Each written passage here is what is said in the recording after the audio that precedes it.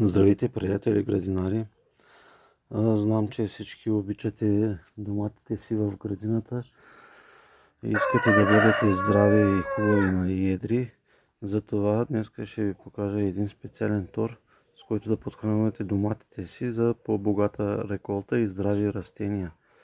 То се състои от дървесна пепел, само дървесна, оцет 6% и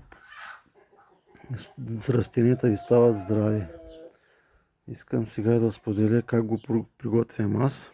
Знаете, че пепелта има елементи като калций, калий и фосфор.